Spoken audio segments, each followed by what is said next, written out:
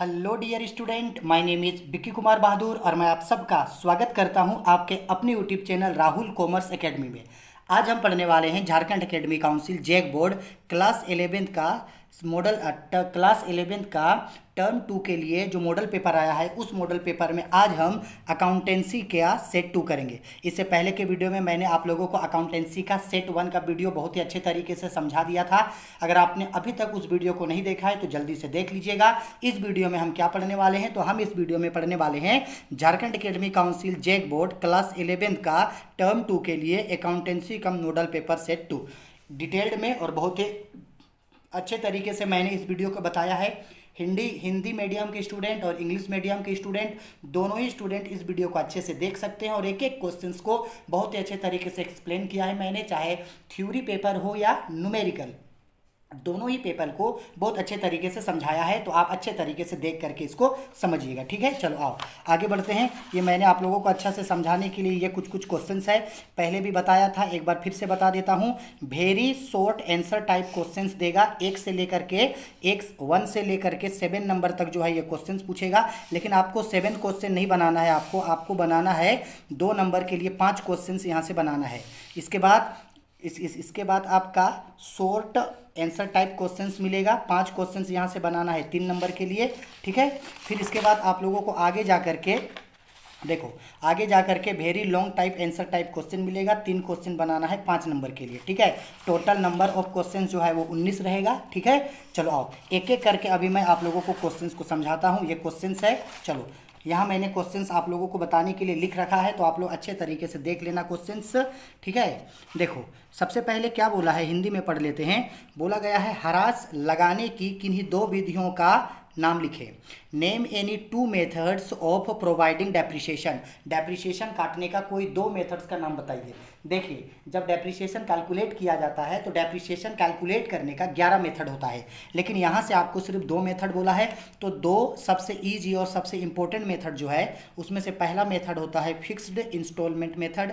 Fix instalment method को straight line method भी बोला जाता है। और दूसरा इंपॉर्टेंट मेथड होता है डिमिनिशिंग बैलेंस मेथड। इसे डिमिनिशिंग बैलेंस मेथड बोलो या रिटन डाउन वैल्यू मेथड बोलो या रिड्यूसिंग बैलेंस मेथड बोलो, एक ही चीज़ है, ठीक है। तो 2 मेथड्स होता है डेप्रिसिएशन कैलकुलेट करने का, कौन कौन सा है, फिक्स इंस्टॉलमेंट मेथड और दूसरा क्या है, डिमिनिशिंग बैलेंस मेथड, ठीक। क्वेश्चन नंबर 2 बोला गया है हरास की अस्थायी प्रभाग विधि के 2 गुणों को लिखे।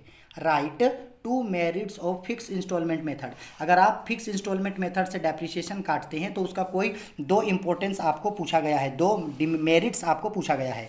तो देखो सबसे पहला इसका क्या होता है लाभ, सबसे सरल विधि होती है, यानी जब आप फिक्स इंस्टॉलमेंट मेथड से डेप्रिसिएशन कैलकुलेट करते हो तो बहुत ही ईजी तरीके से डेप्रिसिएशन आता है, बहुत ही सरल विधि है।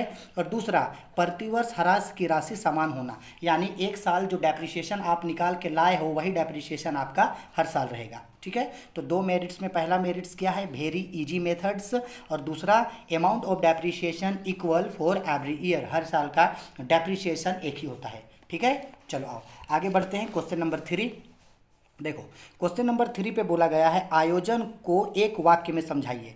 Describe provision in 1 sentence. Provision क्या होता है, देखो प्रोविजन का मतलब होता है आपके फार्म में या आपके बिजनेस में जो भी लाइबिलिटीज़ या जो भी एसेस्ट है, लाइबिलिटीज़ और एसेस्ट के लिए जो पैसा आप जिस रेट से रखते हो वही आपके लिए प्रोविजन कहलाता है, ठीक है। यहाँ रिजर्व के बारे में नहीं बोला, यहाँ प्रोविजन बोला।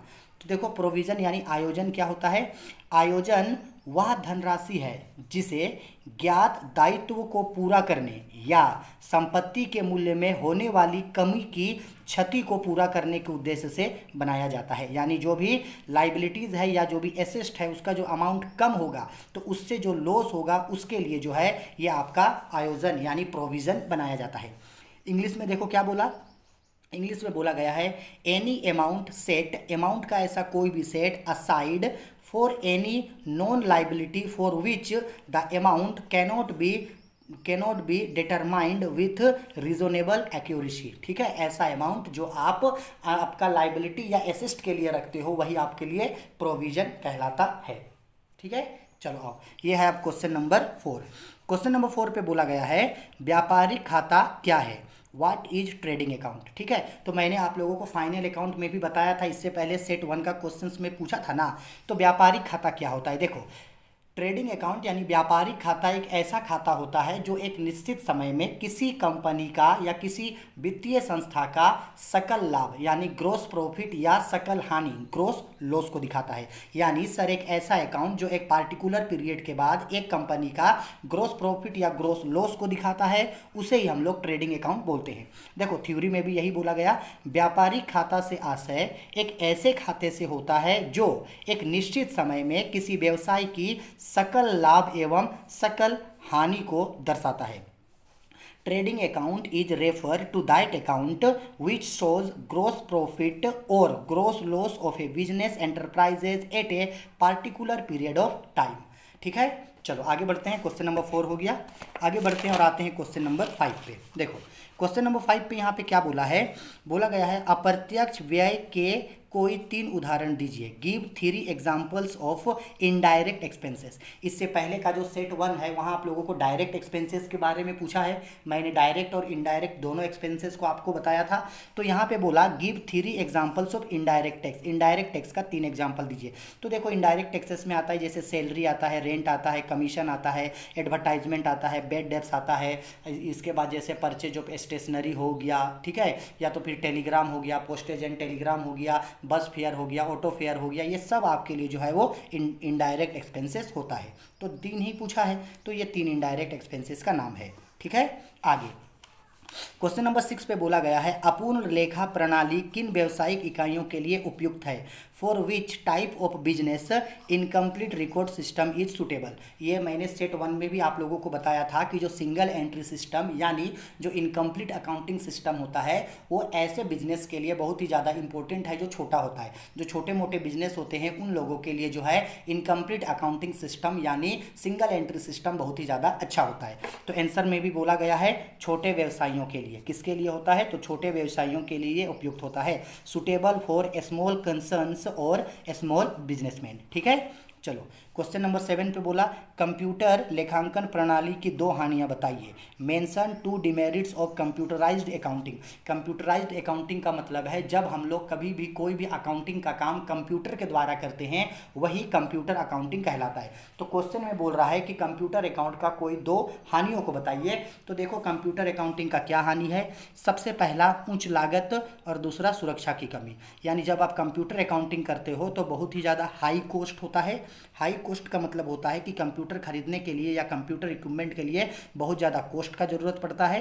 और दूसरा होता है लैक ऑफ सिक्योरिटी, ठीक है, सुरक्षा की इसमें कमी होती है। ठीक है, आगे समझ में। चलो क्वेश्चन नंबर 7 हो गया। अब क्वेश्चन नंबर 8 से लॉन्ग क्वेश्चंस आ रहा है, तो आप लोगों को समझाने के लिए मैं पहले यहाँ क्वेश्चंस दिखाता हूँ।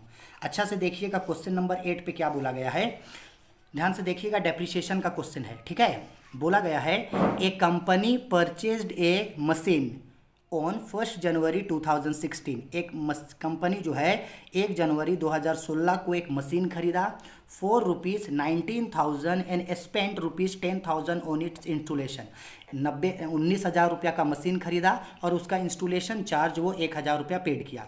बोला गया prepare a machinery account for 3 years charging depreciation at the rate of 20% per annum. आपको क्या करना है, जो मशीन खरीदा है उस मशीन पे डेप्रिसिएशन कितना कट रहा है, 20% उस मशीन पे डेप्रिसिएशन कट रहा है। कौन से मेथड पे, डिमिनिशिंग बैलेंस मेथड पे डेप्रिसिएशन कट रहा है। आपको मशीनरी अकाउंट बनाने बोला है 3 साल के लिए। ठीक है, आओ अब अगर 3 साल के लिए मशीनरी अकाउंट बनाएंगे तो देखो मशीनरी अकाउंट किस तरीके से बनाता है, इसको साइड रखते हैं और देखो ध्यान से, आओ बनाते हैं। तो देखिएगा यहाँ पे सबसे पहले क्या बोला था, अब मशीनरी अकाउंट बनाएं। ये मशीनरी अकाउंट का मेरा प्रॉपर एक फॉर्मेट है। यहाँ लिखा गया है date particular amount, date particular amount. मैंने अमाउंट के लिए यहाँ रुपया का सिंबल दिया है, आप यहाँ अमाउंट भी लिख सकते हैं। ये डेबिट साइड होता है और ये क्रेडिट साइड। तो देखो सबसे पहला एंट्री होगा मशीन को खरीदने का। क्वेश्चन में क्या बोला था, मशीन कब खरीदा गया, 1 जनवरी 2016 को। तो सबसे पहले मशीन को खरीदने का एंट्री, तो मशीन को खरीदने का एंट्री यहाँ पे हुआ है टू बैंक अकाउंट। और देखो क्यों ऐसे हुआ, तो जब मशीन को खरीदते हैं 1 जनवरी 2016 को जब मशीन को खरीदे तो मशीन को खरीदने का एंट्री क्या होता, खरीदे है ना, तो मशीन को खरीदने का एंट्री देखो क्या होता, bank account debit to machinery account, machine को खरीदने का यही एंट्री होता है, bank account debit to machinery account. अब जब मशीनरी का ही ना लेजर खोल रहे हैं, तो जब मशीनरी का लेजर खोल रहे हैं तो इसके अपोजिट में क्या लिखाएगा, बाय बैंक अकाउंट। तो यही देखो यहाँ पे हम लोगों ने यहाँ पे जब मशीनरी का लेजर खोल रहे हैं, 1 मिनट रुको, गलत एंट्री पोस्टिंग हो गया। मशीनरी खरीद रहे हैं ना, तो मशीन आएगा और कैश जाएगा, गलत हो गया एंट्री मशीन खरीदे हैं तो मशीन खरीदने का एंट्री होगा machinery account debit to bank account, ठीक है। अब चूंकि हम लोग मशीनरी का लेजर खोल रहे हैं तो मशीनरी के अपोजिट में क्या है, टू बैंक अकाउंट। मशीनरी खरीदे हैं 19,000 का और उसको लाने में इंस्टॉलेशन खर्चा हुआ 1,000, तो टोटल मशीन का कॉस्ट कितना हो जाएगा, 20,000 का। 20,000 का मशीन का प्रॉपर कॉस्ट हो जाएगा। आया समझ में। तो जब मशीनरी खरीदे हैं तो machinery account debit to bank. अब मशीनरी का लेजर खोल रहे हैं यहाँ, तो मशीनरी का लेजर खोल रहे हैं तो इसके अपोजिट में क्या लिखाएगा यहाँ, टू बैंक अकाउंट, ठीक है। 19,000 का मशीन और 1,000 मिला के 20,000। अब ईयर के एंड में मशीन पे डेप्रिसिएशन काटा जाता है। 1 जनवरी 2016 को खरीदे हैं, अगर जनवरी स्टार्टिंग है तो क्लोजिंग होगा आपका 31 दिसंबर। 31 दिसंबर 2000 को डेप्रिसिएशन काटे तो जर्नल एंट्री होगा।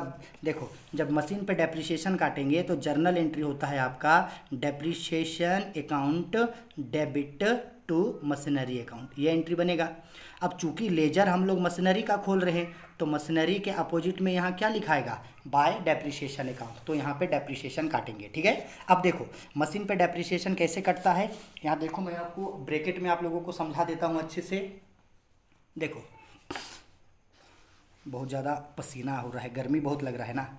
चलो आओ देखो डेप्रिसिएशन किस तरीके से काटते हैं। तो मशीन का कॉस्ट कितना था भाई, 20,000 का। 20,000 रुपया का डेप्रिसिएशन 10% बोला था, 20,000 का डेप्रिसिएशन क्वेश्चन में बोला है। यहाँ देख लो डेप्रिसिएशन बोला है, रेट है 20%, तो 20% के हिसाब से डेप्रिसिएशन कटेगा यहाँ, ठीक है। तो 20% डेप्रिसिएशन कटेगा 20/100, तो ये आएगा डेप्रिसिएशन 4,000, ठीक। अब बैलेंस करेंगे तो यहाँ पे मशीनरी है आपका 20,000 रुपया का डेबिट में, तो क्रेडिट में भी होना चाहिए 20,000। अब देखो 20,000 से 4,000 डेप्रिसिएशन घट गया तो कितना बचेगा, 16,000 रुपया का मशीन बचेगा। तो जो 16,000 बचेगा वो होगा balance CD, balancing figure. 16,000 CD हुआ एक साल, CD को इस साल BD बनाएंगे, तो ये जो 16,000 CD है उसी को यहाँ पे BD बनाएंगे नेक्स्ट ईयर, ठीक है। अब सेम है फिर नेक्स्ट ईयर, एक साल यूज किए मशीन को 1 जनवरी से 31 दिसंबर, तो फिर एक साल का डेप्रिसिएशन काटेंगे। तो ये याद रखना डिमिनिशिंग बैलेंस मेथड क्वेश्चन में बोला था, और डिमिनिशिंग बैलेंस मेथड का मतलब होता है कि हर साल डेप्रिसिएशन को घटा करके जो कॉस्ट आएगा उस बचे हुए कॉस्ट पे डेप्रिसिएशन काटा जाता, ठीक है। तो ये 16,000 रुपया का बचा है ना यहाँ पे, तो इस 16,000 रुपया का मेरा कटेगा यहाँ पे 20%, 20/100, तो 16 दूनी 32, 3,200 का डेप्रिसिएशन फिर कटा। फिर अब बैलेंस करेंगे तो यहाँ देखो 16,000 रुपया का मेरा मशीन बचा हुआ था, 16,000, तो यही 16,000 मेरा इधर होता, लेकिन 16,000 से कितना रुपया डेप्रिसिएशन कट गया, 16,000 रुपया से 3200 रुपया डेप्रिसिएशन कट गया, तो कितना रुपया बचेगा यहाँ मेरा 12,800 रुपया बचेगा। तो ये मेरा हुआ बाय बैलेंस CD 12,800। अब इसी CD को थर्ड ईयर भी BD बनाएंगे क्योंकि 3 साल बनाने बोला है, तो CD को यहाँ BD बनाएंगे, तो 12,800 रुपया मेरा हो गया BD। फिर लास्ट ईयर भी डेप्रिसिएशन काटेंगे 1 साल का, तो ये जो बचा हुआ 12,800 है इसका डेप्रिसिएशन काटेंगे यहाँ 1 साल का, ठीक है, 20/100। तो 12,800 रुपये का जब डेप्रिसिएशन काटेंगे तो ये आएगा आपका 20% के हिसाब से 2,560 रुपया, ठीक है, आ गया 2,560। फिर अब क्या करेंगे, इसको हम लोग यहाँ बैलेंस करेंगे। तो इधर ये मेरा है 12,800 डेबिट में, इधर भी होना चाहिए 12,800, 2,560 रुपये डेप्रिसिएशन घट गया, तो ये आपका 10,240 रुपया CD हुआ। अब लास्ट इसी CD को 2019 में 10,240 को यहाँ BD बना के छोड़ देंगे। यानी एक मशीन जो हम 1 जनवरी 2016 को खरीदे थे उसको जब 3 साल यूज किए और तीनों साल जो डेप्रिसिएशन है वो डेप्रिसिएशन मेरा 20% कटा, तो 3 साल यूज करने के बाद मेरा मशीन कितना का बच गया है, 10,240 रुपया का बच गया है, ठीक है। अच्छा से आप लोग इसका स्क्रीनशॉट ले लीजिएगा और अच्छा से आप लोग खुद इसको आप लोग जो है वो बना करके प्रैक्टिस कीजिएगा। और हाँ, डिमिनिशिंग बैलेंस मेथड से क्वेश्चन पूछ रहा है, हर सेट में क्वेश्चन पूछा है, तो एग्जाम में भी डिमिनिशिंग बैलेंस मेथड से क्वेश्चन जरूर होगा, ठीक है। चलो आगे बढ़ते हैं हो गया, स्क्रीनशॉट ले लिए होंगे। 8 के बाद आते हैं क्वेश्चन नंबर 9, थ्योरी है। क्वेश्चन नंबर 9 पे बोला गया है हरास्य की 3 आवश्यकताएं बताइए। State 3 needs of depreciation. अगर किसी भी एसेट पे हम लोग डेप्रिसिएशन काटते हैं तो डेप्रिसिएशन काटने का क्यों ज़रूरत पड़ता है, उसका नीड्स बताइए। तो देखो डेप्रिसिएशन काटने का 3 नीड्स है। सबसे पहला आवश्यकता है सही उत्पादन लागत ज्ञात करना। डेप्रिसिएशन के द्वारा हम लोग उत्पादन का जो लागत है वो सही से ज्ञात कर सकते हैं। सही आय का निर्धारण करना, हम लोग सही आय का गणना कर सकते हैं। सही वित्तीय स्थिति का ज्ञान होना, इससे जो संस्था है उस संस्था की सही वित्तीय स्थिति का ज्ञान होता है। इंग्लिश में बोला गया डेप्रिसिएशन क्यों काटा जाता है, नीड्स क्या है। तो पहला नीड्स है to find out correct cost of production. Cost of production का पता चलता है, कॉस्ट ऑफ प्रोडक्शन का पता चलता है, यानी आप जो प्रोडक्शन कर रहे हो उसका कॉस्ट का पता चलता है। To ascertain the correct profit and loss, आपके बिजनेस ऑर्गेनाइजेशन पे करेक्ट प्रॉफिट एंड लॉस का पता चलता है। To show the correct financial position, आपके फार्म का सही फाइनेंशियल पोजीशन का पता जो है वो चलता है। ठीक है, आओ 10 नंबर क्वेश्चन, पूंजीगत संचय एवं आयगत संचय में अंतर बताइए। State the differences between capital reserve and revenue reserve. ये जो कैपिटल रिजर्व और रेवेन्यू रिजर्व ये जो क्वेश्चंस दिया है ये सेम क्वेश्चन आपका मॉडल पेपर सेट 1 का क्वेश्चन नंबर 16 में है। और मैंने वहाँ उस सेट में आप लोगों को क्वेश्चंस अच्छा से बताया था, वही क्वेश्चन रिपीटेड क्वेश्चन है। तो जो क्वेश्चंस बार बार रिपीट हो रहे हैं ऐसे क्वेश्चंस को आप जरूर करके रखिएगा, एग्जाम के पॉइंट ऑफ व्यू से बहुत ही ज़्यादा इंपॉर्टेंट है। ठीक है, तो इसका आंसर मैंने सेट 1 में बताया था, तो दोबारा मैं इसका आंसर नहीं बता रहा हूं, आप लोग सेट 1 से ही जो है वो देख लेना। ठीक है, अब 10 हो गया। अब आते हैं क्वेश्चन नंबर 11 में। क्वेश्चन नंबर 11 पे जो है वो आप लोगों का न्यूमेरिकल्स क्वेश्चन है। ठीक है, आप लोगों को समझाने के लिए क्वेश्चन नंबर 11 देखो यहाँ क्वेश्चन है 11, इसको मैंने यहाँ पे लिख दिया है तो मैं यहीं से आपको समझा देता हूँ। क्वेश्चन में क्या बोला था 11th नंबर पे, 11th नंबर पे बोला कैलकुलेट ग्रॉस प्रॉफिट, क्या निकालने बोला है, ग्रॉस प्रॉफिट। और क्वेश्चन में क्या क्या दिया है, क्वेश्चन में दे रखा है परचेजेज है 2 लाख का, सेल्स है 4 लाख का, सेल्स रिटर्न है 10,000 का, वेजेज है 30,000 का, कैरेज ऑन फ्राइट 10,000 का, ओपनिंग स्टॉक 15,000 का, क्लोजिंग स्टॉक 25,000 का। क्लियर है, निकालने बोला है ग्रॉस प्रॉफिट। तो अच्छा से देखिएगा, ये ग्रॉस प्रॉफिट निकालने का फॉर्मूला है, gross profit is equal to net sales minus cost of goods sold. यानी जब कभी भी आप सेल्स से कॉस्ट को घटाओगे, सेल्स से कॉस्ट को घटाओगे तो प्रॉफिट निकलता है, सेल्स से कॉस्ट को घटाओगे तो क्या निकलता है, प्रॉफिट। वही कॉन्सेप्ट है।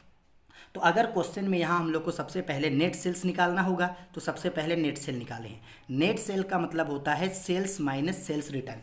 क्वेश्चन में यहाँ पे अच्छा से समझना, क्वेश्चन में ये बोल रहा है, देखो क्वेश्चन में यहाँ पे ये बोल रहा है, कहाँ चला गया, हाँ यहाँ देखो क्वेश्चन में बोला गया है सेल्स कितना है, 4 लाख का, सेल्स है 4 लाख का। तो यहाँ पे सेल्स हो गया ये 4 लाख का। ठीक है, इसमें से हम लोग माइनस करेंगे सेल्स रिटर्न। देखो यहाँ सेल्स रिटर्न है 10,000 का, तो 10,000 रुपया माइनस करेंगे। तो हमने बेचा था 4 लाख का, उसमें से 10,000 रिटर्न आ गया, तो नेट सेल्स कितना होगा, 3,90,000 रुपया का नेट सेल होगा। क्लियर। अब निकालना है कॉस्ट ऑफ गुड्स सोल्ड। तो कॉस्ट ऑफ गुड्स सोल्ड निकालने का फॉर्मूला मैंने इससे पहले ही वाला भी सेट में आप लोगों को बताया था। तो कॉस्ट ऑफ गुड्स सोल्ड निकालने का फॉर्मूला होता है ओपनिंग स्टॉक, OS मतलब opening stock plus purchases plus all direct expenses minus purchase return minus closing stock, ये फॉर्मूला है। तो क्वेश्चंस में सब चीज़ मेरा ऑलरेडी दिया है, उन सारी चीज़ों को यहाँ पे दिखाते हैं। तो देखो क्वेश्चन में क्या बोला है, सबसे पहले ओपनिंग स्टॉक। तो यहाँ देखिएगा ये रहा मेरा ओपनिंग स्टॉक कितने का है, 15,000। तो ओपनिंग स्टॉक की जगह यहाँ लिखते हैं ओपनिंग स्टॉक, थोड़ा एडजस्ट कर लेना। ठीक है, ओपनिंग स्टॉक 15,000 रुपया दिया है, 15,000 ओपनिंग स्टॉक 15,000 लिखते हैं, प्लस परचेजेस बोला तो आपको दिखा दूं, यहाँ परचेजेज है यहाँ पे 2 लाख का, तो परचेजेज लिखते हैं 2 लाख का। फिर प्लस होगा ऑल डायरेक्ट एक्सपेंसेस। तो ध्यान रखना ऑल डायरेक्ट एक्सपेंसेस में यहाँ 2 चीज़ दिया है, एक ऑल डायरेक्ट एक्सपेंसेस में वेजेस दिया है आपका, वेजेस दिया है आपका 30,000 रुपया का। तो यहाँ पे आओ वेजेस दिखाते हैं 30,000 का, और एक और डायरेक्ट एक्सपेंसेस है आपका यहाँ कैरेज एंड फ्राइट 10,000 का। ठीक है, तो यहाँ 10,000 रुपया को ब्रैकेट में दिखा देते हैं ताकि आपको समझ में आए, ये ब्रैकेट वाला ये दोनों चीज़ जो है ये डायरेक्ट एक्सपेंसेस है। फिर माइनस करना है परचेजेज, तो माइनस करना है परचेज रिटर्न, तो परचेज रिटर्न यहाँ पे कुछ नहीं दिया है तो परचेज रिटर्न को नील छोड़ दे रहे हैं। फिर माइनस करना है क्लोजिंग स्टॉक यहाँ दे रखा है 25,000 का, तो क्लोजिंग स्टॉक यहाँ लिखते हैं 25,000 का। ठीक है, अब चलो तो देखो 2,15,000 और ये 30,000 टोटल जोड़ेंगे, 2,30,000 10,000 ये 40,000 है, तो 2,40,000 और 15,000 को जोड़ेंगे तो 2,55,000 रुपया हो गया। और माइनस करना है हम लोगों को कितना, 25,000 रुपया माइनस करना है। तो जब हम लोग 2,55,000 रुपया से 25,000 रुपया को माइनस करेंगे तो माइनस करके मेरा 2,30,000 रुपया मेरा निकल करके आ जाएगा। ये क्या आया मेरा, कॉस्ट ऑफ गुड्स सोल्ड। अब देखना, अब निकालना था हम लोगों को ग्रॉस प्रॉफिट, तो यहाँ देखिएगा आप लोग, ये मैंने यहाँ निकाला है, हम लोग निकाले हैं यहाँ ग्रॉस प्रॉफिट। तो ग्रॉस प्रॉफिट का फॉर्मूला अभी बताए थे, net sales minus gross profit. तो देखो नेट सेल्स कितना आया है 3,90,000, तो यहाँ पे जो नेट सेल्स है, नेट सेल्स यहाँ लिखते हैं 3,90,000 रुपया minus cost of goods sold. तो कॉस्ट ऑफ गुड्स सोल्ड अभी निकाले हैं यहाँ पे 2,30,000 रुपया का, तो ये हो जाएगा यहाँ पे 2,30,000 रुपया का। तो जब दोनों को माइनस कर देंगे तो माइनस करके 1,60,000 रुपया का मेरा ग्रॉस प्रॉफिट निकल के आ जाएगा। क्लियर है, ठीक है, चलो आ गया समझ में।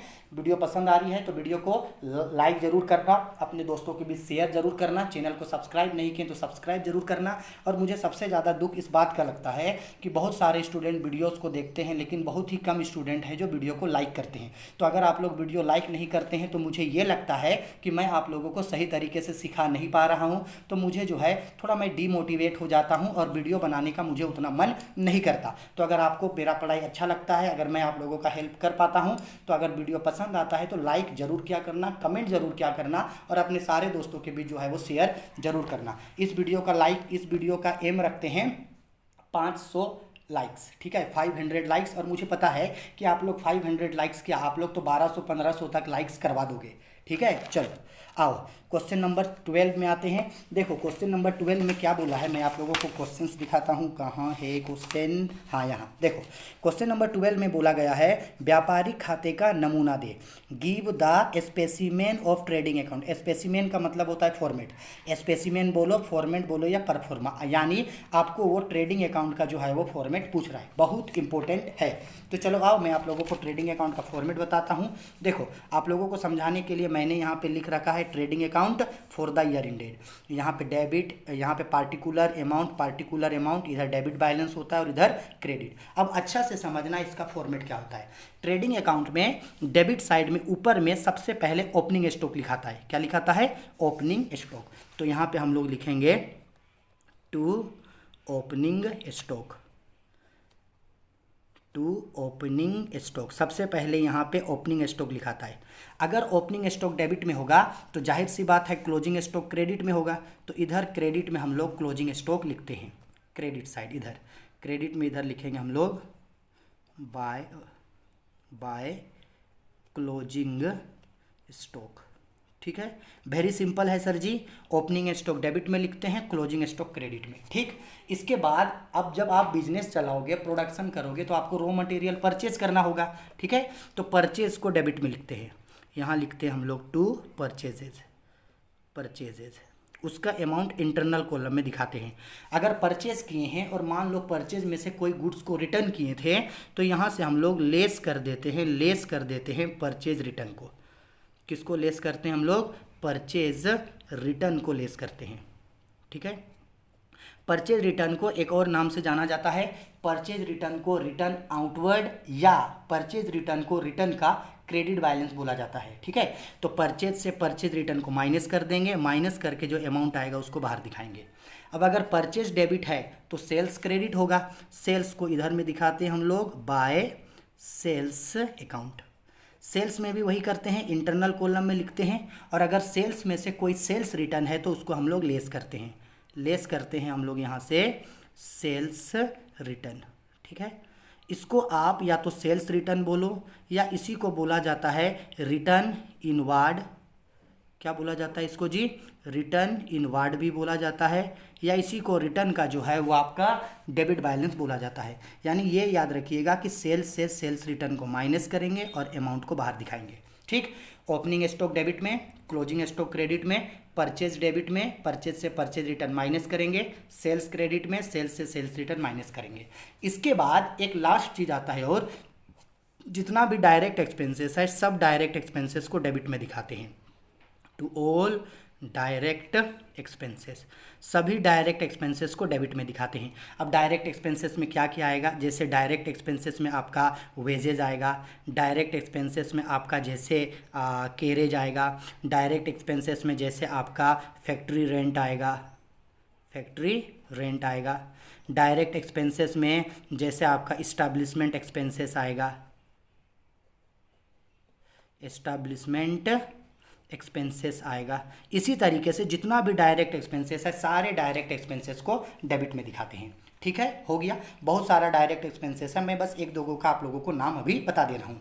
इतना हो जाने के बाद ओपनिंग स्टॉक डेबिट में, क्लोजिंग स्टॉक क्रेडिट में, परचेज डेबिट में, सेल्स क्रेडिट में, परचेज से परचेज रिटर्न माइनस करेंगे, सेल्स से सेल्स रिटर्न माइनस करेंगे, और जितना भी डायरेक्ट एक्सपेंसेस है उन सबको डेबिट में दिखाएंगे। इसके बाद बैलेंस करेंगे। क्या करेंगे आप सर जी? सर हम लोग करेंगे आप बैलेंस, इधर अमाउंट को जो है हम लोग क्लोज करेंगे।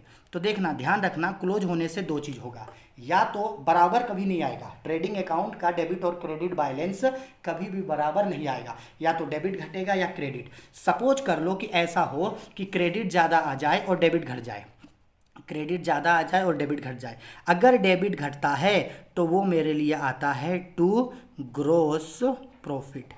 अगर डेबिट घटा तो क्या आएगा? ग्रोस प्रॉफिट, बैलेंस करके, ठीक है, बैलेंसिंग फिगर। और अगर सर क्रेडिट आया, क्रेडिट घटा तो आएगा बाय ग्रोस लॉस।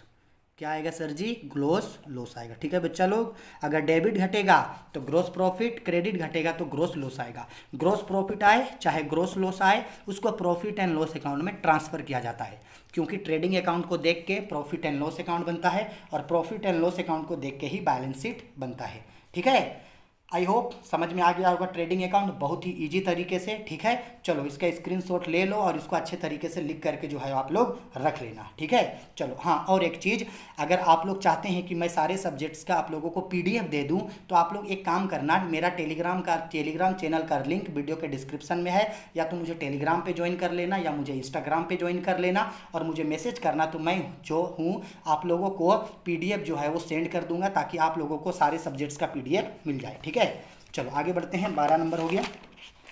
13 नंबर में भी न्यूमेरिकल्स बोला। देखो 13 नंबर में क्या बोला था? Calculate the missing figure. बोला गया है profit made during the year. Profit दिया है, कितना हुआ है? 24,000 का। कैपिटल एट एंड, इसी का मतलब होता है कैपिटल एट एंड, मतलब साल के एंड का कैपिटल। तो सर कैपिटल एट एंड को क्या हम लोग क्लोजिंग कैपिटल नहीं बोल सकते हैं? सर बोलो ना, एक ही चीज़ तो है, वही चीज़ तो आप बोल रहे हो। ठीक है, capital at and closing capital है 80,000 का। कैपिटल इंट्रोड्यूस मतलब होता है एडिशनल कैपिटल लाया गया 20,000 का। ड्राइंग्स हुआ है 12,000 का। आपको कैपिटल एट बिगिनिंग बोलो, या तो फिर ओपनिंग कैपिटल निकालने बोल रहा है। क्या निकालने बोल रहा है आपको? ओपनिंग कैपिटल क्या होगा ये पूछ रहा है। अच्छा एक बात बताओ, ये जितना भी क्वेश्चंस है, ये क्वेश्चंस सिंगल एंट्री सिस्टम का है ना? मैंने आप लोगों को कल सिंगल एंट्री सिस्टम को एकदम अच्छे तरीके से बताया था, सिंगल एंट्री सिस्टम किस तरीके से बनता है, सेम वही चीज़ है। ठीक, अच्छा याद करो, सिंगल एंट्री सिस्टम में हम लोग प्रॉफिट कैसे निकालते हैं? मैंने आप लोगों को कल प्रॉफिट निकालने का फॉर्मूला सिखाया था। सिंगल एंट्री सिस्टम में प्रॉफिट कैसे निकाला जाता है? Profit is equal to closing capital plus opening capital minus additional capital minus opening capital. Profit कैसे निकलेगा? तो सर क्लोजिंग कैपिटल में ड्राइंग्स को जोड़ दीजिए, माइनस कर दीजिए एडिशनल कैपिटल को, और माइनस कर दीजिए ओपनिंग कैपिटल को, तो प्रॉफिट निकल के आ जाएगा। इसी फॉर्मूले पे डाल करके हम लोग जो हैं, हम लोग क्लोज यानी कैपिटल एट बिगिनिंग यानी ओपनिंग कैपिटल हम लोग अभी निकालेंगे। जो भी चीज़ दिया हुआ है सारी चीज़ों को लिखेंगे। तो देखो सबसे पहले यहाँ पे प्रॉफिट गिवन है, प्रॉफिट बोला है, तो बताओ प्रॉफिट यहाँ कितना रुपया दिया? 24,000। तो यहाँ प्रॉफिट लिखेंगे 24,000 रुपया का प्रॉफिट है, is equal to closing capital. तो ये देखो यहाँ बोला कैपिटल एट एंड, यानी क्लोजिंग कैपिटल कितने का है? 80,000 का। तो क्लोजिंग कैपिटल की जगह 80,000 प्लस करेंगे ड्राइंग्स को, तो बोला गया है ड्राइंग्स कितना है? 12,000 का। तो 12,000 ड्राइंग्स को प्लस करेंगे, माइनस करेंगे एडिशनल कैपिटल। तो बोला कैपिटल इंट्रोड्यूस, अलग से कितना का कैपिटल लाया गया 20,000, तो 20,000 एडिशनल कैपिटल है, माइनस करेंगे। इसके बाद किसको माइनस करेंगे, ओपनिंग कैपिटल। तो ओपनिंग कैपिटल ही ना सर जी निकालना है, तो ओपनिंग कैपिटल को ओपनिंग कैपिटल छोड़ देंगे। यही तो हम लोगों को फाइंड आउट करना है। ठीक, अब चलो कैलकुलेट करते हैं सबको।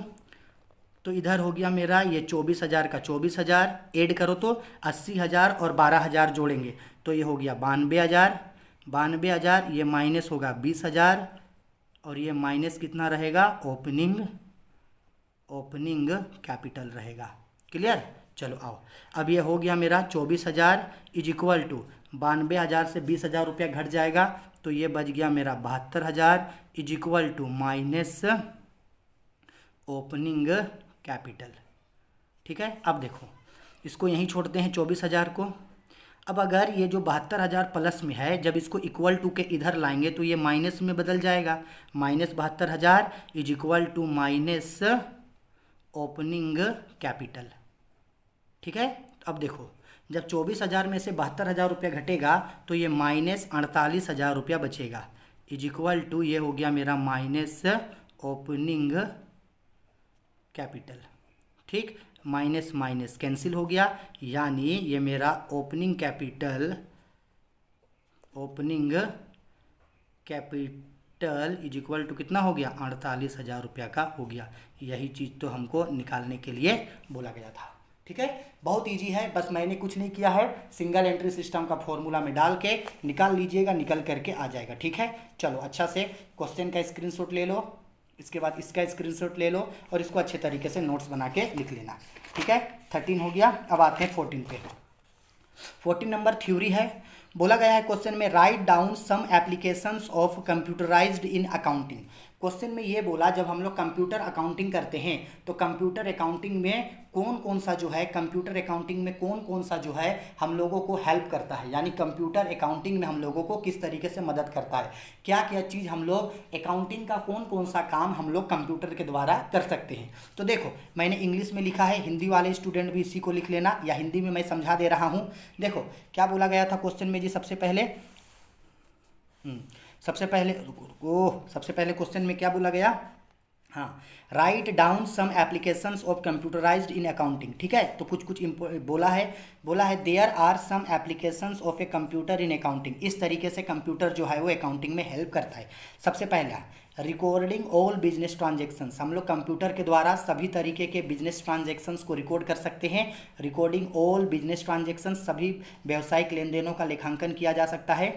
Preparation of all various ledgers account, बहुत तरीके का लेजर्स अकाउंट यानी खाता बही बना सकते हैं। जैसे कौन कौन सा ledger, like bank account, cash account, sales account, purchases account, debtor account, creditor account and various account. और भी बहुत तरीके का जो है पर्सनल, रियल और नॉमिनल अकाउंट्स बना सकते हैं।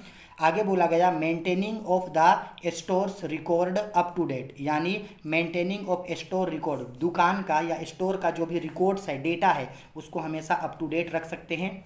Preparation of payroll accounting, payroll accounting का मतलब होता है या तो सैलरी पेड कर चुके हैं या सैलरी पेड करना है, सैलरी पेबल, उन सारे अकाउंटिंग को काम कर सकते हैं। और भी बोला गया है प्रिपरेशंस ऑफ, और भी बहुत सारा चीज़ बना सकते हैं। जैसे क्या क्या बना सकते हैं, कई तरीके का वोचर्स बना सकते हैं। प्रिपरेशन ऑफ सब्सिडरी बुक्स, सहायक पुस्तिका बना सकते हैं। सब्सिडरी बुक्स में cash book, single column cash book, double column cash book, triple column cash book, petty cash book, purchase book, sales book, purchase return book, sales return book, bills receivable book, bills payable book, journal book, सारी चीज़ को बना सकते हैं। Ledger account, कई तरीके का ledgers बना सकते हैं। ट्रायल बैलेंस बना सकते हैं। Final account, trading and profit and loss account और बैलेंस शीट बना सकते हैं। और सबसे लास्ट रिपोर्ट कार्ड और कॉस्ट शीट भी बना सकते हैं। यानी कंप्यूटर में आज हम लोग सभी तरीके के अकाउंटिंग स्टैंडर्ड्स को बना सकते हैं। ठीक है, अच्छे तरीके से इसका स्क्रीनशॉट ले लो और ले करके इसको अच्छे तरीके से जो है वो लिख लेना।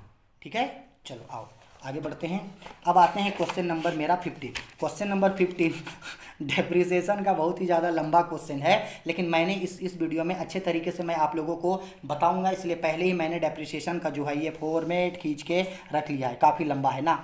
अच्छा, टेंशन काहे ले रहे हैं? मान लो अगर डेप्रिसिएशन का ये क्वेश्चन बोर्ड में दे दे और आपको ऐसा लगता है, जिन स्टूडेंट्स को ऐसा लगता है कि डेप्रिसिएशन में वो ये क्वेश्चन को नहीं बना पाएंगे, तो छोड़ देना, क्योंकि ऑप्शन तो होगा ना भाई। आपको 3 क्वेश्चन बनाना रहेगा, 2 क्वेश्चन छोड़ना रहेगा। हर सेट में मैंने आप लोगों को बता दिया है, तो जो क्वेश्चंस आपको हार्ड लगता है इसको छोड़ के आप इजी क्वेश्चंस को बना देना, ठीक है ना।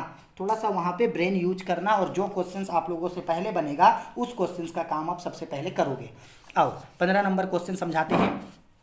क्या बोला गया 15 नंबर क्वेश्चन पे? बोला गया है a company purchased a plant on January 1, 2016 of 20,000 and another plant on July 1, 2017 for ₹30,000। बोला गया एक कंपनी जो है 1 जनवरी 2016 को एक मशीन खरीदा 20,000 का, फिर आगे जाके 1 जुलाई 2017 को एक और मशीन खरीदा 30,000 का, तो अब 2 मशीन हो गया। And A plant costing of ₹20,000 was also purchase on 1 October same year. और 2017 में, उसी साल 2017 में 1 अक्टूबर को एक और मशीन खरीदे जिसका कॉस्ट 20,000 रुपया है। तो अब 3 मशीन हो गया। एक मशीन 1 जनवरी 2016 को 20,000 का, एक मशीन 1 जुलाई 2017 को 30,000, और एक मशीन 1 अक्टूबर 2017 को 20,000 का, तो 3 मशीन हो गया। आगे बोला क्वेश्चन पे, on March 31, 2018 A plant costing ₹10,000। ये 10,000 यहाँ गलती से दिया है, यहाँ होना चाहिए 20,000। क्या बोला गया? On 31 March 2018 A plant costing ₹20,000 on January 1, 2016 was sold for ₹6,500। यानी 31 मार्च 2018 को जो प्लांट 1 जनवरी 2016 को 20,000 का था, इस प्लांट को जो है हम बेच दिए हैं कितना में? 6,500 रुपया में बेच दिए। यानी 1 जनवरी 2016 का प्लांट को 31 मार्च 2018 को बेच दिए 6,500 पे। Depreciation had been charged at 10% per annum on straight line method. यहाँ याद रखना, डेप्रिसिएशन बोला कटेगा 10% कौन सा मेथड से? Straight line method. Straight line method का मतलब होता है कि डेप्रिसिएशन जो होता है वो हर साल ओरिजिनल कॉस्ट पे कटता है। 2 इंपॉर्टेंट मेथड होता है डेप्रिसिएशन काटने का, एक होता है फिक्स इंस्टॉलमेंट मेथड यानी स्ट्रेट लाइन मेथड, और एक होता है डिमिनिशिंग बैलेंस मेथड। इससे पहले वाला क्वेश्चन में, क्वेश्चन नंबर 8 में डिमिनिशिंग बैलेंस मेथड से बोला था, यहाँ स्ट्रेट लाइन मेथड से बोला है, यानी फिक्स इंस्टॉलमेंट मेथड। यानी डेप्रिसिएशन जो होगा वो हर साल ओरिजिनल कॉस्ट पे कटेगा। आगे बोला गया है, show the plant account from 2016 to 2018। 3 साल का बोला, 16 से 17, 16, 17, 18, 3 साल का प्लांट अकाउंट बोला। Accounts are closed on 35 December each year. हर साल 31 दिसंबर को अकाउंट बंद हो जाता है। तो आओ, अब क्वेश्चन समझ गए हैं, अब जल्दी से फटाफट क्वेश्चन को जो है हम लोग अब एक एक करके सारे क्वेश्चन को जल्दी जल्दी बनाते हैं। देखो अच्छा से समझना। तो सबसे पहले यहाँ देखो क्या लिखे हैं, फॉर्मेट बनाए हैं प्लांट अकाउंट का, date particular amount, date particular amount, debit और क्रेडिट। अब अच्छा से समझना, अभी मैंने आप लोगों को डेप्रिसिएशन में फॉर्मेट का तरीका थोड़ा बताया था। तो सबसे पहले 2016 जनवरी 1 को जो पहला मशीन खरीदे उसका एंट्री किए हैं टू बैंक अकाउंट। कितना का मशीन खरीदे जी? 20,000 का। अब 1 जनवरी को खरीदे, 31 दिसंबर को क्लोज हो रहा है, तो 31 दिसंबर को डेप्रिसिएशन काटेंगे बाय डेप्रिसिएशन अकाउंट। मशीन 1 का 20,000 का मशीन है ना, तो डेप्रिसिएशन काटते हैं। ये 20,000 है, 20,000 रुपया का कितना परसेंट डेप्रिसिएशन बोला था जी? 10% डेप्रिसिएशन बोला गया था, ठीक है। तो 20,000 रुपया का 10% डेप्रिसिएशन कितना आएगा? 2,000 डेप्रिसिएशन आएगा। क्लियर है? अब इधर मशीन का कॉस्ट 20,000 का था, यहाँ भी 20,000 होना चाहिए, लेकिन 20,000 रुपया में से 2,000 डेप्रिसिएशन घट गया, तो कितना रुपया यहाँ बैलेंस बचेगा? 18,000 रुपया का बैलेंस बचा पहला साल सीडी। अब इसी सीडी को हम लोग क्या करेंगे? इसी सीडी को जो है इधर हम लोग बीडी बनाएंगे। तो टू बैलेंस बीडी 1 जनवरी 2017 को मशीन 1, इसी सीडी को इधर बीडी बनाएं तो ये 18,000 रुपया बीडी निकल गया। ठीक, अब देखो 2018-17 में आए और 2017 में 2 और मशीन खरीदे। एक खरीदे 1 जुलाई को और एक खरीदे 1 अक्टूबर को। तो 1 जुलाई में जो मशीन खरीदे उसका एंट्री देखो, जुलाई 1 टू बैंक अकाउंट मशीन 2 खरीदे। मशीन 2 कितना का खरीदे थे? तो क्वेश्चन में बोला था मशीन 2 30,000 का था, तो 30,000 लिखे। फिर उसी साल 1 अक्टूबर को एक और मशीन खरीदे, तीसरा मशीन खरीदे, कितना का? 20,000 का, तो इधर हो गया 20,000। अब देखो 2017 में टोटल 3 मशीन आ गया, ठीक है। अब मशीन तो 2018 में बेचे हैं, तो 2017 31 दिसंबर तक पूरा डेप्रिसिएशन कटेगा ना, तो पूरा डेप्रिसिएशन यहाँ काट रहे हैं। तो देखो 2017 दिसंबर 31 यहाँ डेप्रिसिएशन काट रहे हैं। देखो अलग अलग से डेप्रिसिएशन कटेगा, क्योंकि हर डेप्रिसिएशन का अमाउंट जो है वो अलग अलग आएगा, ठीक है। तो मशीन 1 का यहाँ दिखा रहे डेप्रिसिएशन, बोले हैं फिक्स इंस्टॉलमेंट मेथड से, और याद रखना बोला जाता है फिक्स इंस्टॉलमेंट मेथड या स्ट्रेट लाइन मेथड पे डेप्रिसिएशन हमेशा ओरिजिनल कॉस्ट पे कटता है, ठीक है। तो मशीन 1 का ओरिजिनल कॉस्ट यहाँ देखो कितने का था, 20,000 का था, तो इस 20,000 पे डेप्रिसिएशन कटेगा 20,000 रुपया का 10%। कब से कब तक, 1 जनवरी से 31 दिसंबर, तो पूरे 1 साल का। तो 20,000 का 10% कटेगा, तो इसका डेप्रिसिएशन कितना आएगा, 2,000। क्लियर। अब मशीन 2 और 3 को अच्छा से समझना। मशीन 2 कितने का है, 30,000 का, तो 30,000 पे डेप्रिसिएशन कटेगा, तो इस 30,000 रुपये का डेप्रिसिएशन कटेगा 10% का, ठीक है। लेकिन याद रखना ये कब खरीदा गया, 1 जुलाई को, और अकाउंट कब क्लोज हो रहा है, 31 दिसंबर। तो 1 जुलाई से 31 दिसंबर कितना महीना हो रहा है, 6 महीना ना। जुलाई हो जाएगा, जुलाई अगस्त सितंबर अक्टूबर नवंबर दिसंबर, तो टोटल 6 महीना हो रहा है। तो 6 महीने का डेप्रिसिएशन कटेगा 6/12, ठीक है। तो इसका डेप्रिसिएशन कट के आएगा 1,500। अब मशीन 3, तो मशीन 3 कितने का है, यहाँ पे 20,000 का, तो 20,000 रुपये का डेप्रिसिएशन कटेगा यहाँ पे 10%। लेकिन मशीन 3 कब खरीदे, 1 अक्टूबर को, और अकाउंट क्लोज हो रहा है 31 दिसंबर, तो अक्टूबर नवंबर दिसंबर 3 महीना हो रहा है। तो यहाँ पे 3 महीने का डेप्रिसिएशन कटेगा 3/12, तो इसका डेप्रिसिएशन कट के आएगा आपका 500 रुपया। क्लियर है। अब तीनों डेप्रिसिएशन को जोड़ेंगे, तो पहला मशीन से डेप्रिसिएशन 2,000, दूसरा से 1,500, तीसरा से 500, तो टोटल जोड़ करके 4,000 रुपये का डेप्रिसिएशन आया, ठीक। अब तीनों मशीन का CD निकालेंगे, तो इधर 18,000, 30,000, 20,000, तो टोटल जोड़ करके इधर होना चाहिए आपका 68,000, इधर भी कितना होना चाहिए 68,000, यानी 68,000। अब बैलेंस करेंगे तो ध्यान से समझना, दूसरा साल यानी 2017 में मशीन 1 कितना का बचा था, 18,000 का, 18,000 का मशीन 1 बचा था। लेकिन इसमें से डेप्रिसिएशन कितना घट गया, 2,000, तो 2,000 का जब डेप्रिसिएशन कट गया तो ये कितने का बच गया, 16,000 का। क्लियर है। मशीन 2 कितने का था, 30,000 का, तो मशीन 2 30,000, इससे माइनस करेंगे डेप्रिसिएशन 1,500, तो 150 माइनस हो जाएगा, तो ये आएगा मेरा 28,500 रुपया। फिर तीसरा मशीन 20,000 का है, 20,000, इसमें से डेप्रिसिएशन मेरा माइनस होगा 500, तो माइनस होकर के आएगा मेरा 19,500 का, यानी पहला मशीन बच गया 60,000 16,000 का, दूसरा मशीन बच गया 28,500 का, और तीसरा मशीन बच गया 19,500 का। तो तीनों को जोड़ देंगे, तो जोड़ करके यहाँ जो है वो मेरा तीनों जोड़ करके निकल के आएगा यहाँ 64,000 रुपया, यानी 64,000 आएगा, ठीक। अब इसी CD को हम लोग यहाँ क्या करेंगे, BD बनाएंगे, तो BD बन के आएगा मेरा, इसी CD को यहाँ BD बनाएंगे। तो ये पहला मशीन कितने का है, 16,000, तो दिखाओ पहला मशीन 16,000 का, दूसरा मशीन 28,500, तो लिखना 28,500, तीसरा मशीन 19,500, तो 19,500, तीनों जोड़ करके यहाँ 64,000 रुपया मेरा आ गया। क्लियर। अब अच्छा से समझना, यहीं पे इंपॉर्टेंट चीज़ बोला है लास्ट में।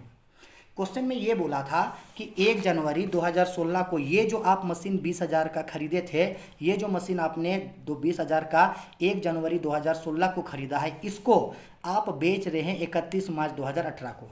अगर उस मशीन को 2018 में बेच रहे हैं तो उसका काम करेंगे।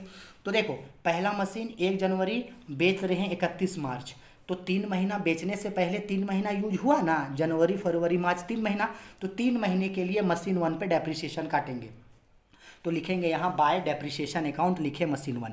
तो मशीन 1 का ओरिजिनल कॉस्ट कितना था, 20,000। मैंने आपको बताया था फिक्स इंस्टॉलमेंट मेथड में डेप्रिसिएशन हमेशा ओरिजिनल कॉस्ट पे कटता है, तो ओरिजिनल कॉस्ट 20,000 है। तो यहाँ पे डेप्रिसिएशन हम लोग काटेंगे 20,000 रुपया का डेप्रिसिएशन काटेंगे, 10% डेप्रिसिएशन काटेंगे कितना महीने के लिए, तो जनवरी से लेकर के 31 मार्च 3 महीना हो गया, तो 3/12 डेप्रिसिएशन काटेंगे, तो डेप्रिसिएशन इसका 500 रुपया आएगा।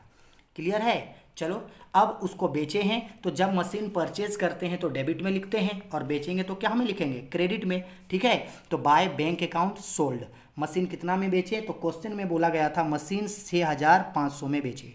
अब देखो, मशीन को बेच के दो चीज़ होगा, प्लांट को बेच के दो चीज़ होगा, या तो प्रॉफिट होगा या तो फिर लॉस होगा। तो यहाँ पे लॉस हुआ है, लॉस को क्रेडिट में दिखाएं, by loss on sold off machine 1। अगर बेच के प्रॉफिट होता तो प्रॉफिट को हम लोग डेबिट में दिखाते। आप बोलते हो कि सर कैसे पता चलेगा कि प्रॉफिट हुआ या लॉस हुआ, तो हम आप लोग को बोलते हैं कि जो मशीन आप खरीदे हैं, जो बेचे हैं, वो मशीन कितना का बच गया था, 16,000 का। ठीक है, 16,000 का मशीन में बेचने से पहले कितना का डेप्रिसिएशन कटा, 500 का, और उसको बेच कितना में दिए, 6,500 रुपया में बेचे। तो कितना रुपया कम में बेचे हैं, तो सर आप उसको 9,000 रुपया कम में बेचे। ठीक है, देखो सिंपल बात है जी, 16,000 रुपया का, यहाँ ध्यान से समझना, 16,000 रुपया का मशीन 1 था, उसमें से क्या किए हैं आप, कितना रुपया डेप्रिसिएशन कटा, 500 रुपया डेप्रिसिएशन कटा, तो बचता यहाँ पे 15,500 रुपया। अब 15,500 का मशीन को आप कितना में बेचे, 6,500 में बेचे, 6,500 में बेचे। तो कितना रुपया कम में बेचे हैं, 9,000 कम में। तो क्या 9,000 रुपया का आपको लॉस नहीं हुआ है मशीन 1 को बेच के, सर बिल्कुल हुआ है। तो यही लॉस को तो यहाँ दिखाए हैं। ठीक है, चलो मशीन 1 को बेच दिए, मशीन 1 खत्म हो गया। अब मशीन 1 को ना 31 मार्च को बेचे हैं। क्या मार्च के बाद अप्रैल, मई, जून, जुलाई, अगस्त, सितंबर, अक्टूबर, नवंबर, दिसंबर, क्या मशीन 2 और मशीन 3 को यूज नहीं किए होंगे?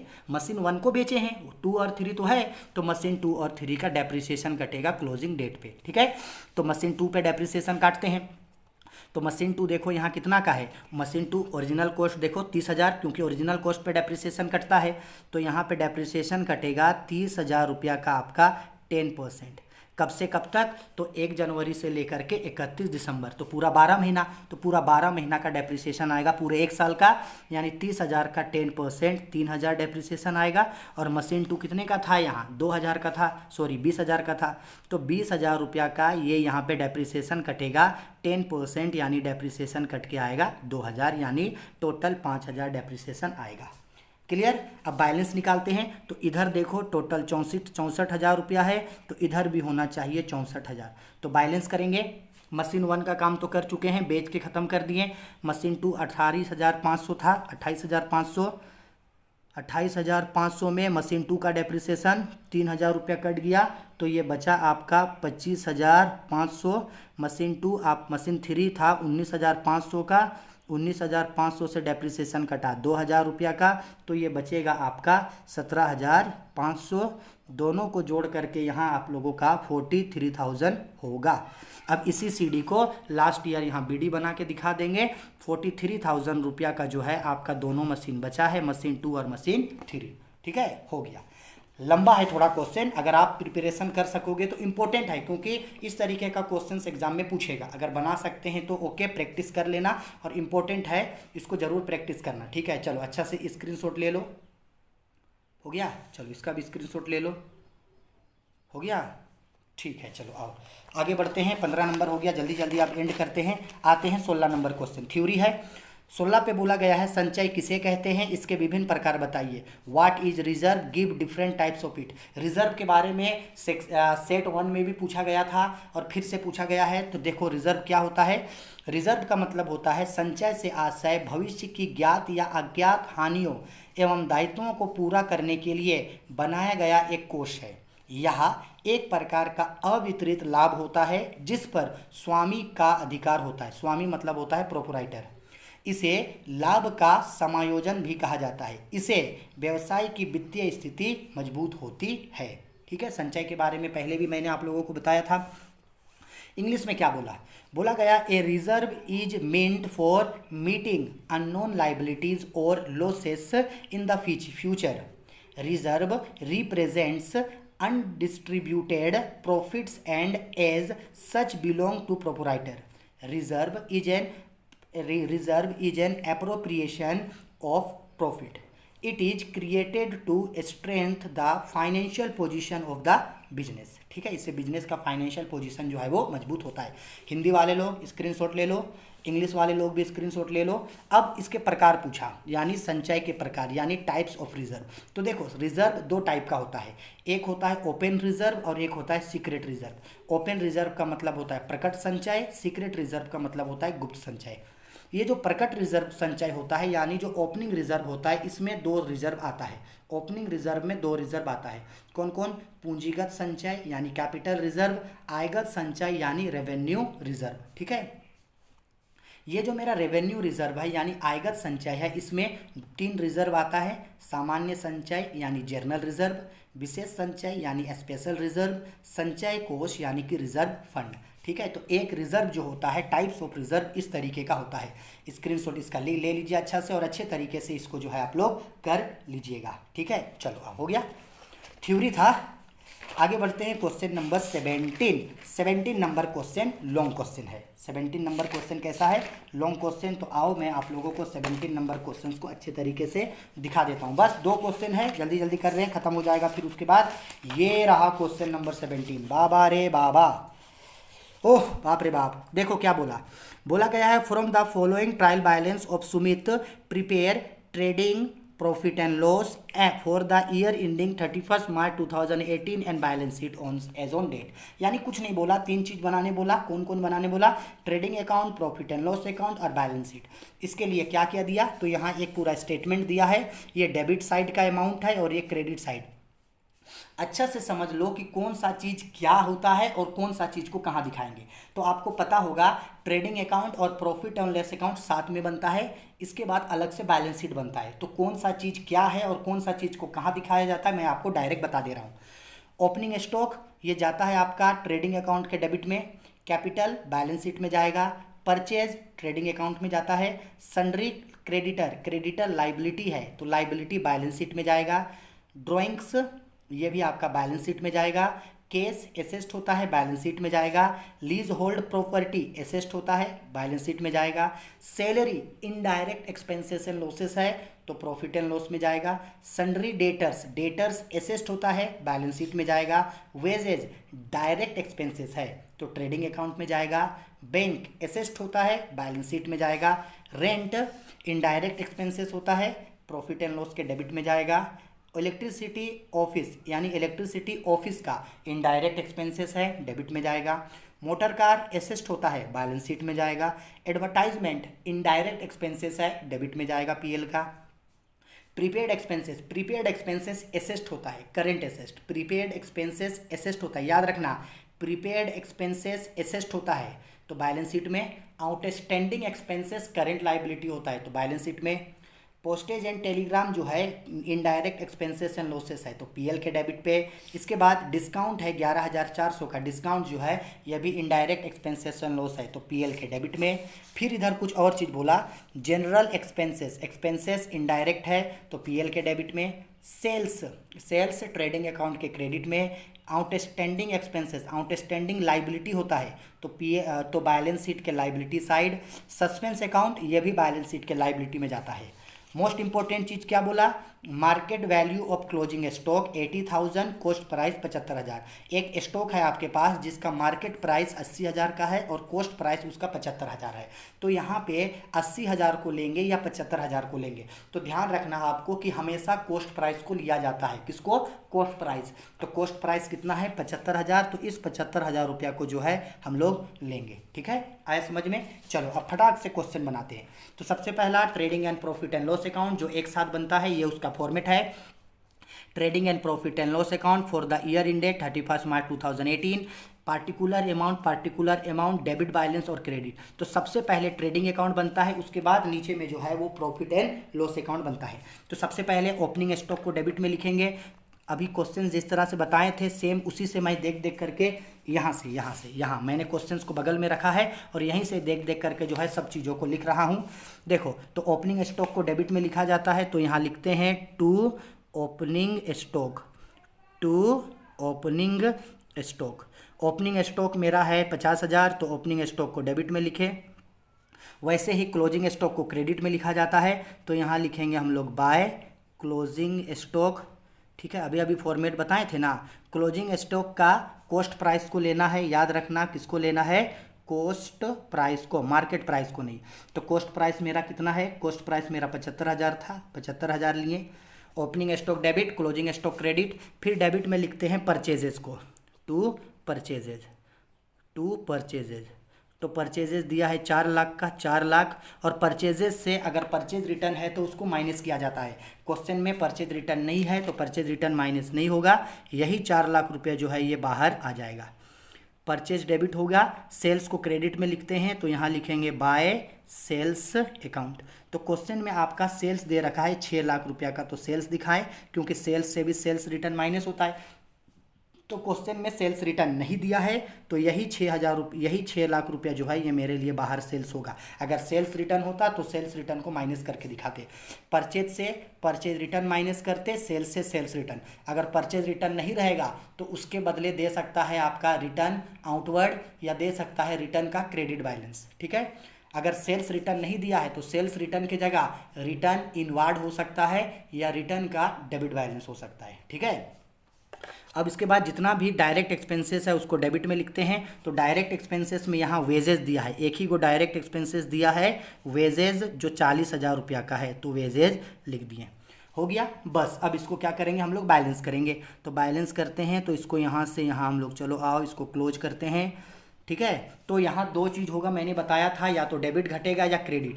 तो यहाँ क्रेडिट में 6 लाख और 75,000, तो क्रेडिट बैलेंस ज़्यादा है, क्रेडिट में है 6,75,000, यहाँ भी होना चाहिए 6,75,000, लेकिन क्रेडिट में है कितना, 4 लाख है, 50,000 और 40,000, यानी टोटल 4,90,000 है। तो जब 6,75,000 में से इन सबको जोड़ के 4,50,000 माइनस करेंगे तो ये आएगा आपका 1,85,000 रुपया आपका आएगा। ठीक है, ये जो 1,85,000 मैंने बताया था, डेबिट घटता है तो आता है यहाँ पे ग्रोस प्रॉफिट, डेबिट घटेगा तो ग्रोस प्रॉफिट, क्रेडिट घटेगा तो ग्रोस लॉस।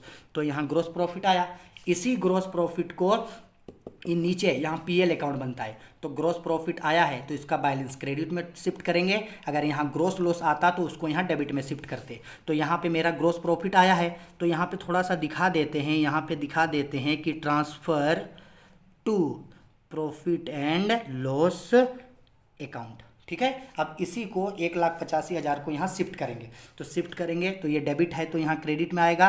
तो यहाँ हम लोग लिखेंगे by gross profit, gross profit कितना रुपया का जी, 1,85,000 रुपया का ग्रोस प्रॉफिट आ गया। कहाँ से आया, ट्रेडिंग अकाउंट से। तो यहाँ पे दिखाएंगे हम लोग, यहाँ पे लिखेंगे ट्रांसफर्ड, क्या लिखेंगे यहाँ पे, ट्रांसफर्ड बाय ट्रेडिंग अकाउंट। कहाँ से आया है ये, ट्रेडिंग अकाउंट से आया। अब पीएल अकाउंट बनाना बहुत ही ज़्यादा सिंपल होता है। एक बार अगर हम लोग ग्रोस प्रॉफिट या ग्रोस लॉस को पीएल में ट्रांसफ़र कर दी, अब ये पीएल अकाउंट है, ठीक। अब करेंगे क्या, जितना भी इनडायरेक्ट एक्सपेंसेस है सबको डेबिट में दिखाना, और जितना भी इनडायरेक्ट इनकम एंड गेन है उसको क्रेडिट में। इसके बाद बैलेंस करेंगे, डेबिट घटेगा तो नेट प्रॉफिट आएगा, क्रेडिट घटेगा तो नेट लॉस आएगा। तो आओ देखते हैं कि डायरेक्ट एक्सपेंसेस में क्या क्या दिया है। तो डायरेक्ट एक्सपेंसेस में दिया था सबसे पहले सैलरी, तो यहाँ लिखेंगे टू सैलरी अकाउंट करके 12,000 का डायरेक्ट एक्सपेंसेस था। फिर रेंट दिया था, टू रेंट लिखेंगे, रेंट दिया था 9,000 रुपया का। फिर मेरा ऑफिस इलेक्ट्रिसिटी दिया था, तो यहाँ लिखेंगे टू ऑफिस इलेक्ट्रिसिटी दिया था 6,000 रुपया का। फिर मेरा यहाँ पे दिया गया है एडवर्टाइजिंग, तो यहाँ लिखेंगे टू एडवर्टाइजिंग, एडवर्टाइजिंग 8,000 का। फिर दिया था पोस्टेज एंड टेलीग्राम, तो लिखेंगे टू पोस्टेज एंड टेलीग्राम, ये भी मेरे लिए इनडायरेक्ट एक्सपेंसेस होता है। पोस्टेज एंड टेलीग्राम है 3,000 रुपया का। फिर डिस्काउंट का डेबिट बैलेंस दिया था, तो यहाँ लिखेंगे टू डिस्काउंट का डेबिट बैलेंस दिया था। अगर डिस्काउंट क्रेडिट साइड में होता तो उसको इधर दिखाते, ठीक है। तो डिस्काउंट का डेबिट बैलेंस दिया था मेरा 11,400 रुपया का, दिखा दिए। इसके बाद जर्नल एक्सपेंसेस, इधर उधर का कुछ खर्चा था, तो ये जनरल एक्सपेंसेस मेरा है। जर्नल एक्सपेंसेस मेरा 13,600 का है, उसको दिखाएं, बस इतना ही है। अगर मान लो इस क्वेश्चन में जो है आपका, इस क्वेश्चन में आपका इनडायरेक्ट इनकम एंड गेन नहीं है। अगर डायरेक्ट इनकम एंड गेन होता तो उसको क्रेडिट में दिखाते, जैसे अप्रेंटिस प्रीमियम हो गया, इनकम रिसीव्ड हो गया, कमीशन रिसीव्ड हो गया, डिस्काउंट रिसीव हो गया, इंटरेस्ट रिसीव हो गया, तो उन सबको क्रेडिट में दिखाते। नहीं है तो नहीं दिखा रहे हैं। अब क्या करेंगे, इसको हम लोग बैलेंस करेंगे। यहाँ से यहाँ, चलो इसको क्लोज करते हैं। तो यहाँ भी हो रहा है डेबिट साइड में अमाउंट ज़्यादा आ रहा है, 1,00,000 क्रेडिट अमाउंट ज़्यादा आ रहा है, क्रेडिट में 1,85,000 है, इधर भी होना चाहिए 1,85,000। लेकिन जब इन सबको जोड़ के इससे घटा रहे हैं तो डेबिट साइड में आपका 1,22,000 रुपया घट रहा है। क्या घट रहा है आपका? 1,22,000 रुपया आपका घट रहा है। तो जब डेबिट 1,22,000 रुपया आपका घट रहा है तो ये आपका आता है टू नेट प्रॉफिट। क्या आता है? टू नेट प्रॉफिट आता है। और इस नेट प्रॉफिट को कहाँ भेजते हैं? तो इस नेट प्रॉफिट को हम लोग ट्रांसफ़र करते हैं, यहाँ लिखेंगे ट्रांसफ़र टू कैपिटल अकाउंट, यानी बैलेंस शीट के कैपिटल में इसको दिखाया जाता है। ठीक है, आया समझ में? बहुत सिंपल है। ट्रेडिंग अकाउंट को बनाने से ग्रोस प्रॉफिट आया 1,85,000 रुपये का, और पीएल अकाउंट में नेट प्रॉफिट आया है 1,22,000 रुपये का। क्या आया है? नेट प्रॉफिट आया है आपका 1,22,000 रुपये का। ठीक है, आया समझ में? चलो अब एक और चीज़, ये तो हो गया ट्रेडिंग अकाउंट, इसका अच्छा से स्क्रीनशॉट ले लो। ट्रेडिंग अकाउंट हो गया, प्रॉफिट एंड लॉस अकाउंट का भी स्क्रीनशॉट ले लो, हो गया। चलो अब हम लोग को क्या बनाना है? अब हम लोगों को बनाना है balance sheet. Very simple, balance sheet लिखे हैं, इस साइड में capital and liability, amount, asset, और यहाँ उसका अमाउंट है। तो देखो बैलेंस शीट जब बनाओगे तो एक फॉर्मेट समझा दे रहे हैं। बैलेंस शीट में सबसे पहले कैपिटल लिखना, अगर नेट प्रॉफिट आया है तो नेट प्रॉफिट को जोड़ना, इंटरेस्ट ऑन कैपिटल को जोड़ना। कैपिटल में क्या क्या जुड़ता है? नेट प्रॉफिट जुड़ता है, इंटरेस्ट ऑन कैपिटल जुड़ता है, माइनस क्या क्या होता है? नेट लॉस माइनस होगा, ड्रॉइंग्स माइनस होगा, इनकम टैक्स माइनस होगा, और इंश्योरेंस प्रीमियम सेल्फ वाला माइनस होगा। ठीक है, एक बार में फॉर्मेट समझा दे रहे हैं। तो इस क्वेश्चन में जो है, इस क्वेश्चन में हम लोगों का कैपिटल दे रखा है, यहाँ पे 64,000 का कैपिटल दिया है, और क्वेश्चन अभी बनाए तो नेट प्रॉफिट जो है वो 1,22,000 रुपया का नेट प्रॉफिट आया था। किसी भी तरीके का यहाँ जो इंटरेस्ट ऑन कैपिटल है ये नहीं दिया है, छोड़ दे रहे हैं। नेट लॉस होगा नहीं क्योंकि नेट प्रॉफिट आया है। ड्राइंग्स दिया गया है क्वेश्चन में, ड्राइंग्स बोला है कितना रुपया का ड्राइंग्स है? ड्राइंग्स बोला है आपका 16,000 रुपया का आपका ड्राइंग्स है, और बाकी ये इनकम टैक्स नहीं दिया है, इंश्योरेंस प्रीमियम सेल्फ भी नहीं दिया है। तो इन सबको जोड़ेंगे, ड्राइंग्स को जो है ये घटाना है।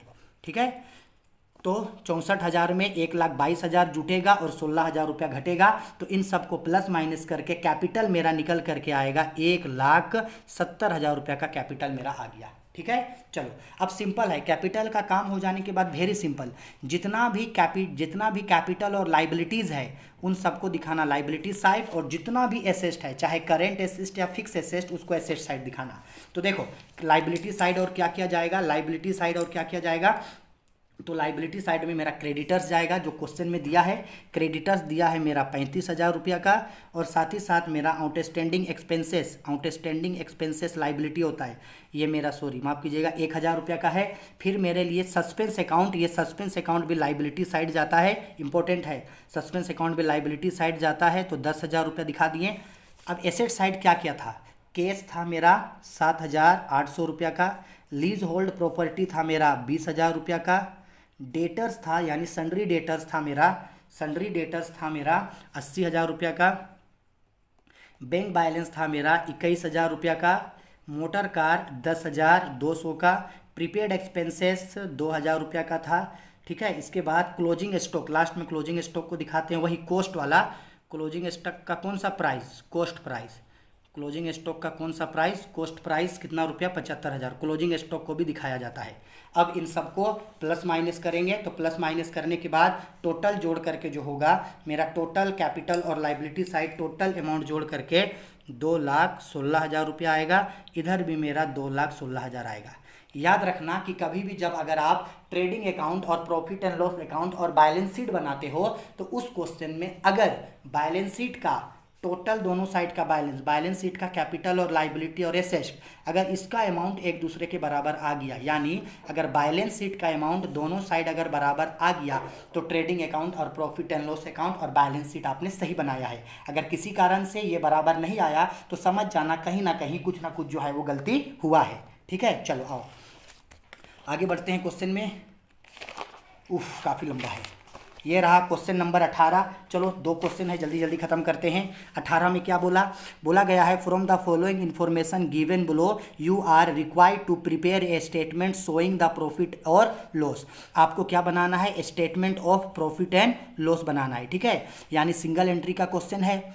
तो बोला गया है capital at the beginning, beginning मतलब ओपनिंग, ओपनिंग कैपिटल 1,30,000 का है, बिल्स रिसेबल 5,000 का है, कैश इन हैंड 6,000 का है, फर्नीचर 80,000 का है, बिल्डिंग 90,000 का है, क्रेडिटर्स 55,000 का है, स्टॉक इन ट्रेड 20,000 का है, एडिशनल कैपिटल 20,000 का है, ड्राइंग्स आपका 10,000 का है।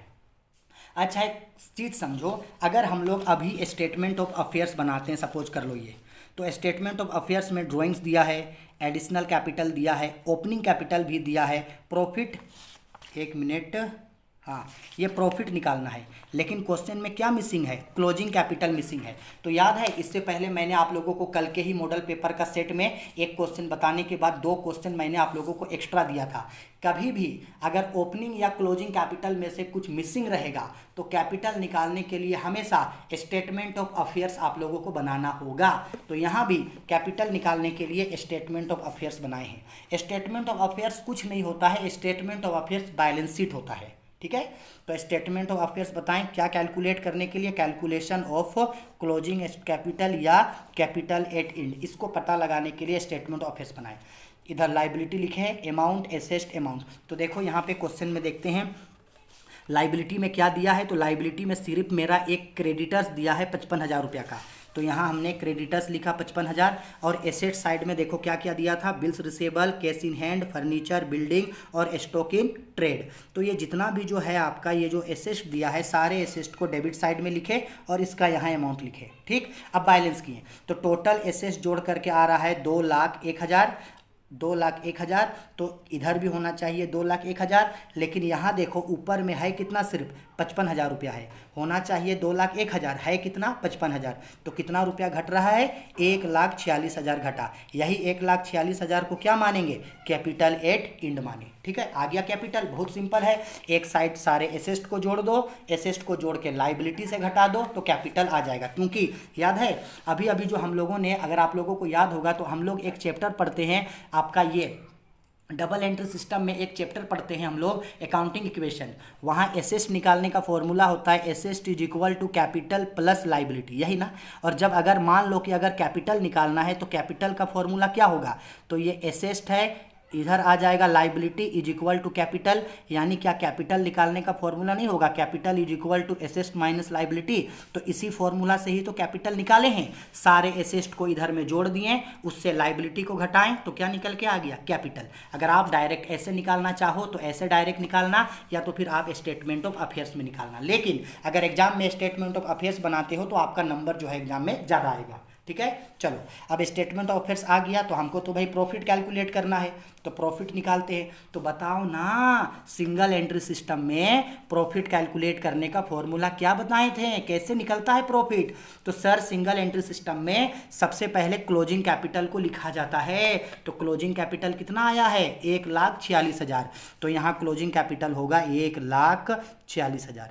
अब क्लोजिंग कैपिटल में किसको ऐड करते हैं, ड्राइंग्स को। तो क्वेश्चन देख लो, ये रहा क्वेश्चन। क्वेश्चन में यहाँ पे ड्राइंग्स दिया है कितने का, 10,000 का। तो ड्राइंग्स को ऐड करेंगे 10,000, तो 10,000 ऐड करेंगे तो ये कितना हो जाएगा, 1,56,000 हो गया। अब लेस करेंगे एडिशनल कैपिटल। तो देखो एडिशनल कैपिटल क्या बोला है, एडिशनल कैपिटल कितना है, 20,000 का। तो एडिशनल कैपिटल यहाँ से माइनस करेंगे हम लोग, 20,000 का एडिशनल कैपिटल घटाएंगे तो घटा करके आपका 1,36,000 रुपया आपका आएगा। कितना आएगा, 1,36,000 आया। फिर वहाँ से क्या माइनस करेंगे, आपका ओपनिंग कैपिटल को माइनस करेंगे। तो यहाँ देखो ओपनिंग कैपिटल बोला है सबसे पहले कितना का है, 1,30,000 रुपया का ओपनिंग कैपिटल है ना।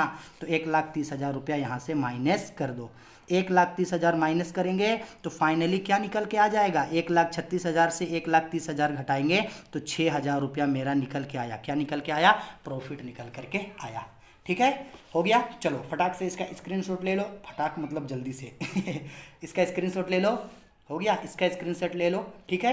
अब देखो एक लास्ट क्वेश्चन बचता है, हार्डवेयर किसे कहते हैं, हार्डवेयर और सॉफ्टवेयर में क्या अंतर है, what is hardware, explain the differences between hardware and software. Exam के पॉइंट ऑफ व्यू से बहुत ज़्यादा इंपॉर्टेंट है और मुझे लगता है कि कंप्यूटर में जो है इस क्वेश्चंस को पूछा जाएगा। ये क्वेश्चंस मैं आप लोगों के लिए छोड़ दे रहा हूँ, आप लोग इसको लिख लेना। अगर आप लोग लिख लिए तो ओके, नहीं लिख पाएंगे तो वीडियो के कमेंट बॉक्स में कमेंट करके बताना।